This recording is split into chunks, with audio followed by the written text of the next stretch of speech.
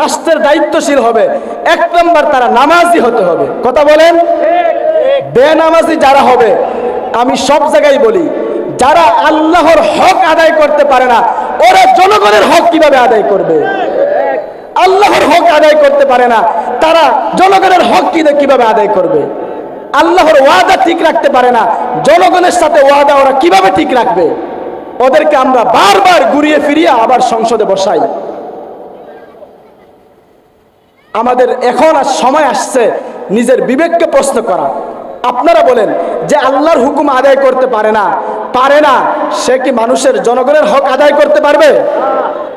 তা আমাদের পুরো দেশটাই বেনামাজিদের দখলে। কথা বলেন? বেনামাজিদের দখলে। মহান আল্লাহ পাক আমাদেরকে এই মহতি মাহফিলে আসার তৌফিক দান করেছেন। সকলে দিল খুলে মহান রবের শুকরিয়া আদায় করি, আলহামদুলিল্লাহ।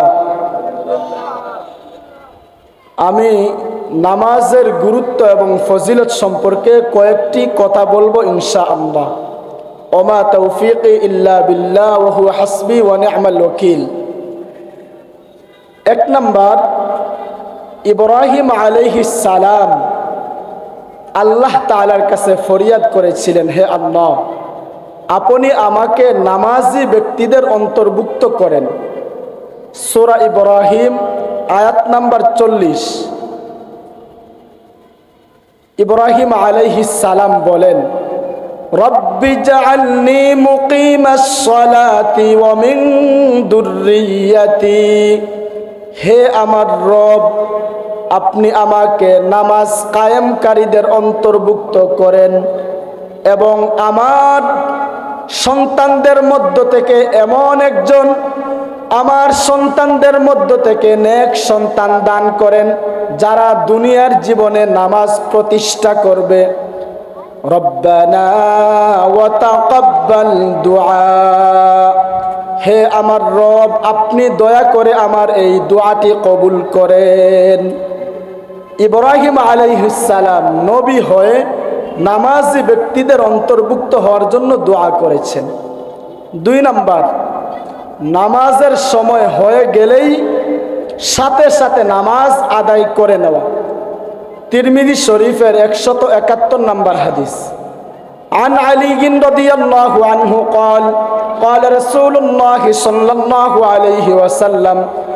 হযরত আলী রাদিয়াল্লাহু আনহু থেকে বর্ণিত, তিনি বলেন, রাসূলুল্লাহ সাল্লাল্লাহু আলাইহি ওয়াসাল্লাম বলেছেন, ইয়া আলী, হে আলী, সালাসুন লা তুআখিরহা। 3টি কাজ যখন সামনে আসে, 3টি কাজে তুমি কখনো দেরি করবা না। নাম্বার 1, আস-সালাতু ইদা আতাত। নামাজের যখন সময় হয় সাথে সাথে নামাজ আদায় করে নিবা, দেরি করবা না। 2 নম্বর, ওয়াল জানাজাতু ইদা হাদারাত। যখন জানাজা উপস্থিত হয় দ্রুত জানাজার নামাজ আদায় করে নিবা, জানাজার নামাজ আদায়ে দেরি করবা না। 3 নম্বর, ওয়াল আইয়িমু ইদা ওয়াজাদতা লাহা কুফুয়া। যখন ছেলের জন্য উপযুক্ত পাত্রীর ব্যবস্থা হয়, আবার মেয়ের জন্য যখন উপযুক্ত পাত্র পাওয়া যায়, দ্রুত বিয়ের ব্যবস্থা করবা, দেরি করবা না। তো 2 নম্বর আমরা জানলাম, নামাজের সময় হয়ে গেলেই সাথে সাথে নামাজ আদায় করে নেওয়া। 3 নম্বর, রাসূলের যুগে যখন কোনো ব্যক্তি মুসলমান হতো, রাসূল সর্বপ্রথম ওই ব্যক্তিকে নামাজ শিক্ষা দিতেন। সহিহ মুসলিম শরীফের হাদিস, কানার রাজুলু ইদা আসলামা আল্লামাহুন নবিয়্যু সাল্লাল্লাহু আলাইহি ওয়াসাল্লাম আস-সালাহ। রাসূলের যুগে যখন কোনো ব্যক্তি নতুন মুসলমান হতো, ইসলাম গ্রহণ করত, নবীজি সর্বপ্রথম ওই ব্যক্তিকে নামাজ শিক্ষা দিতেন। সর্বপ্রথম রাসূল নামাজ শিক্ষা দিতেন। 4 নম্বর, মুমিনের মাঝে এবং কাফেরের মাঝে পার্থক্য হলো নামাজ। সহিহ মুসলিম শরীফের হাদিস।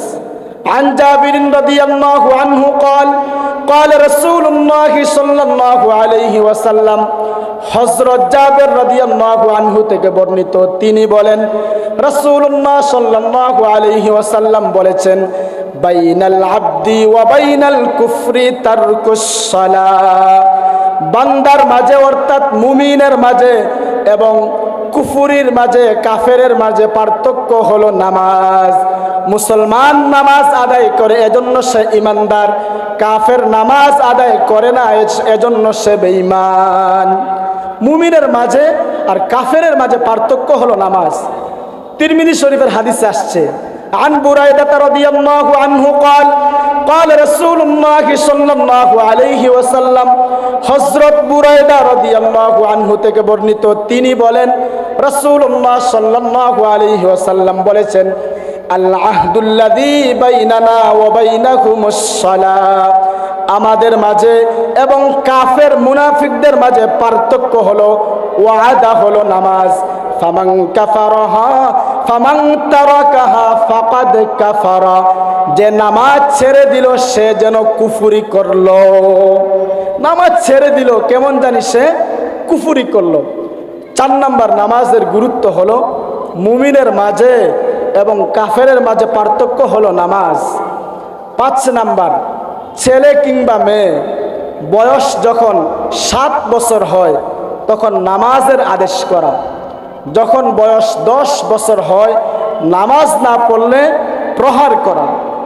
আবু দাউদ শরীফের 495 নম্বর হাদিস। عن عمرو بن شعيب عن أبيه عن جده رضي الله عنه قال قال رسول الله صلى الله عليه وسلم, আমর ইবনে শুআইব তিনি তার বাবা থেকে, তিনি তার দাদা থেকে হাদিস বর্ণনা করেন। তিনি বলেন রাসূলুল্লাহ সাল্লাল্লাহু আলাইহি ওয়াসাল্লাম বলেছেন, মুরু আওলাদাকুম বিসসালাতি ওয়া হুম আবনাউ সাব'i সিনিন, তোমাদের সন্তানদের বয়স যখন 7 বছর হয় তখন তাদেরকে নামাজের আদেশ করবা। ওয়াজরিবুহুম আলাইহা ওয়া হুম আবনাউ 10 সিনিন, বয়স যখন 10 বছর হয় যদি ছেলে কিংবা মেয়ে নামাজ না আদায় করে তাহলে তাদেরকে প্রহার করবা। ওয়াফাররিকু বাইনাহুম ফিল মাদাজি, এবং ছেলে মেয়েদের বয়স যখন 10 বছর হয় তাদের উভয়ের বিছানা আলাদা করে দাও, বিছানা পৃথক করে দাও। তো আমরা 5 নাম্বার জানলাম, ছেলের এবং মেয়ের বয়স যখন 7 বছর হয় নামাজের আদেশ করা, যখন 10 বছর হয় নামাজ না পড়লে প্রহার করা। 6 নাম্বার, সাহাবায়ে কেরাম যারা নামাজ আদায় করে না তাদেরকে কাফেরের মতো মনে করতেন। সাহাবায়ে কেরামের যুগে যে সমস্ত লোকেরা নামাজ পড়তো না তাদেরকে তারা কাফেরের মতো মনে করতেন। তিরমিজি শরীফের 2622 নম্বর হাদিস। আন আব্দুল্লাহ ইবনে শাকীক قال, হযরত আব্দুল্লাহ ইবনে শাকীক রাহিমাহুল্লাহ থেকে বর্ণিত, তিনি বলেন কানা আসহাবু রাসূলিল্লাহি সাল্লাল্লাহু আলাইহি ওয়াসাল্লাম, রাসূলুল্লাহ সাল্লাল্লাহু আলাইহি ওয়াসাল্লামের সাহাবীরা তারা তাদের যুগে লা ইয়ারাউনা শাইআম মিনাল আ'মালি তারকুহু কুফরুন গায়রাস সালাহ, তারা যারা নামাজ আদায় করে না, নামাজ সময় মতো পড়ে না, তাদেরকে কাফেরের মতো মনে করতেন। এটা এত মারাত্মক অপরাধ মনে করতেন, কেমন জানি সে কাফের হয়ে গেছে। 6 নম্বর নামাজের গুরুত্ব হলো সাহাবায়ে কেরাম নামাজ যারা আদায় করে না তাদেরকে কাফেরের মতো মনে করতেন। 7 নম্বর, আমরা জানি ইসলামের মূল ভিত্তি 5টি জিনিসের উপর, তার মধ্য থেকে একটি হলো নামাজ। সহিহ বুখারী শরীফ হাদিস নাম্বার 8, আন ইবনে উমর রাদিয়াল্লাহু আনহুমা قال قال رسول الله صلى الله عليه وسلم, হযরত ইবনে উমর রাদিয়াল্লাহু আনহুমা থেকে বর্ণিত, তিনি বলেন রাসূলুল্লাহ সাল্লাল্লাহু আলাইহি ওয়াসাল্লাম বলেছেন, বুনিয়াল ইসলামু আলা খামস, ইসলামের মূল ভিত্তি হলো 5টি জিনিসের উপর। নাম্বার 1 শাহাদাতি আল্লাহ ইলাহা ইল্লাল্লাহ ওয়া আন্না মুহাম্মাদান আবদুহু ওয়া রাসূলুহু। 1 নাম্বার হলো এই কথার সাক্ষ্য দেওয়া যে আল্লাহ ছাড়া কোনো মাবুদ নেই এবং মুহাম্মাদুর রাসূলুল্লাহ সাল্লাল্লাহু আলাইহি ওয়াসাল্লাম আল্লাহর রাসূল। 2 নাম্বার ওয়া ইকামিস সালাহ, নামাজ কায়েম করা। 3 নাম্বার ওয়া ইতাইজ যাকাত, যাকাত আদায় করা। 4 নাম্বার ওয়াল হজ, হজ করা। 5 নাম্বার ওয়া সাওমি রমাদান, রমজান মাসে রোজা রাখা। আমরা 7 নাম্বার নামাজের গুরুত্ব জানলাম। ইসলামের মূল ভিত্তি 5টি জিনিসের উপর, তার মধ্য থেকে 2 নাম্বার হলো নামাজ। 8 নাম্বার, কিয়ামতের দিন সর্বপ্রথম বান্দাদের নামাজের হিসাব নেওয়া হবে। সর্বপ্রথম নামাজের হিসাব নেওয়া হবে। নাসাই শরীফের 466 নাম্বার হাদিস। عن أبي هريرة رضي الله عنه قال قال رسول الله صلى الله عليه وسلم হযরত আবু হুরায়রা রাদিয়াল্লাহু আনহু থেকে বর্ণিত, তিনি বলেন রাসূলুল্লাহ সাল্লাল্লাহু আলাইহি ওয়াসাল্লাম বলেছেন, ইন্না আউওয়ালা মা ইউহাসাবু বিহিল আবদু ইয়াউমাল কিয়ামাতি সালাতুহু, নিশ্চয় বান্দার কিয়ামতের দিন সর্বপ্রথম নামাজের হিসাব নেওয়া হবে। ফাইন সলুহাত সলুহা সাইরু আমালি, যদি তার নামাজ সঠিক পাওয়া যায় তাহলে তার বাকি সব আমলগুলোকে সঠিক হিসাবে বিবেচনা করা হবে। ওয়াইন ফাসাদাত ফাসাদা সাইরু আমালিহি, আর যদি নামাজের সমস্যা দেখা দেয় বাকি সব আমলগুলোতে সমস্যা দেখা দিবে। নামাজের হিসাব হবে কিয়ামতের দিন। তো আমরা জানলাম 8 নম্বর, কিয়ামতের দিন সর্বপ্রথম নামাজের হিসাব হবে, এজন্য নামাজ আদায়ের ব্যাপারে খেয়াল রাখা। 9 নম্বর, আমরা যত কাজ করি এই কাজের মধ্যে সবচাইতে গুরুত্বপূর্ণ কাজ হলো নামাজ আদায় করা।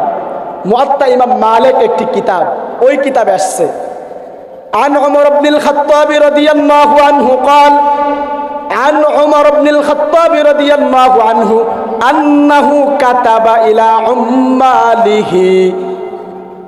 ওমর রাদিয়াল্লাহু আনহু যখন রাষ্ট্রপ্রধান ছিলেন তো তিনি বিভিন্ন এলাকার গভর্নরদের কাছে চিঠি লিখে পাঠাতেন, ইন্না আহাম্মা উমুরুকুম ইনদি আস-সালাহ, তোমাদের উপর যত কাজ আছে কাজের মধ্যে সবচাইতে গুরুত্বপূর্ণ কাজ হলো সময় মতো নামাজ আদায় করা। যত কাজ আছে তোমাদের জন্য সব কাজের মধ্যে গুরুত্বপূর্ণ কাজ নামাজ আদায় করা। ফাইন হাফিজাহা হাফিজা সাইরু আমালি, মান হাফিজাহা ওয়া হাফাজা আলাইহা, কেউ যদি নামাজের হেফাজত করতে পারে তার উপর রাষ্ট্রের পক্ষ থেকে যত দায়িত্ব আছে সব দায়িত্ব সে পালন করতে পারবে। ওমান যায়্যাহা ফাহুয়া সাইরু আমালি, আর যদি সে তার নামাজের ব্যাপারে গাফেল থাকে, সময় মতো নামাজ আদায় না করে, তাহলে সে রাষ্ট্রের অন্যান্য দায়িত্ব গাফলতি করবে। এই হাদিস থেকে আমরা কি মেসেজ পেলাম? যারা রাষ্ট্রের দায়িত্বশীল হবে 1 নম্বর তারা নামাজি হতে হবে। কথা বলেন, বেনামাজি যারা হবে, আমি সব জায়গায় বলি, যারা আল্লাহর হক আদায় করতে পারে না ওরা জনগণের হক কিভাবে আদায় করবে? আল্লাহর হক আদায় করতে পারে না তারা জনগণের হক কিভাবে আদায় করবে? আল্লাহর ওয়াদা ঠিক রাখতে পারে না, জনগণের সাথে ওয়াদা ওরা কিভাবে ঠিক রাখবে? ওদেরকে আমরা বারবার ঘুরিয়ে ফিরিয়ে আবার সংসদে বসাই। আমাদের এখন আর সময় আসছে নিজের বিবেককে প্রশ্ন করা। আপনারা বলেন যে আল্লাহর হুকুম আদায় করতে পারে না সে কি মানুষের জনগণের হক আদায় করতে পারবে?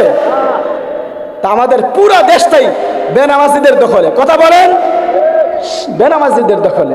উমর রাদিয়াল্লাহু আনহু রাষ্ট্রপ্রধান হয়ে চিঠি পাঠিয়েছেন, শুনো, নামাজ যদি তোমরা আদায় করো, মহান রবের হুকুম আদায় করো, আমার বিশ্বাস রাষ্ট্রের সব হুকুম তোমরা পালন করবা, রাষ্ট্রের কোনো ব্যাপারে গাফলতি করবা না।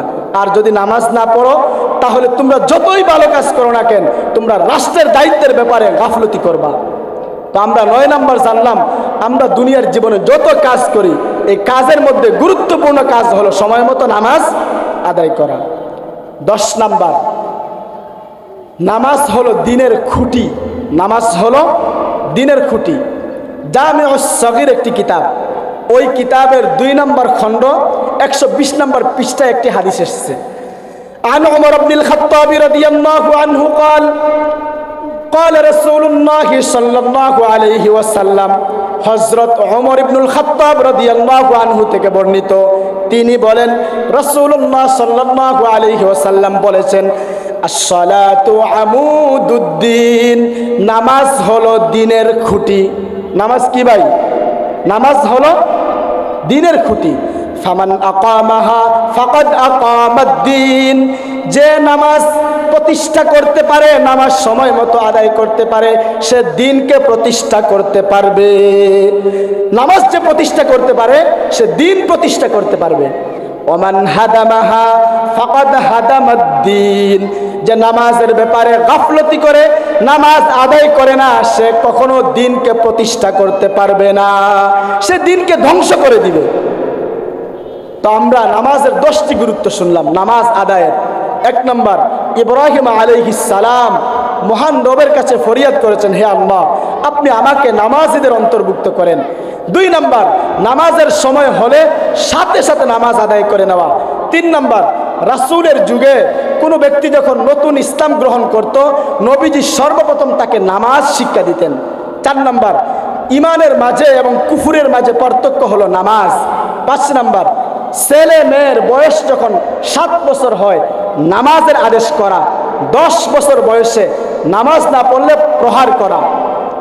6 নম্বর, সাহাবায়ে কেরাম তাদের যুগে যারা নামাজ আদায় করে না তাদেরকে কাফেরের মতো মনে করতেন।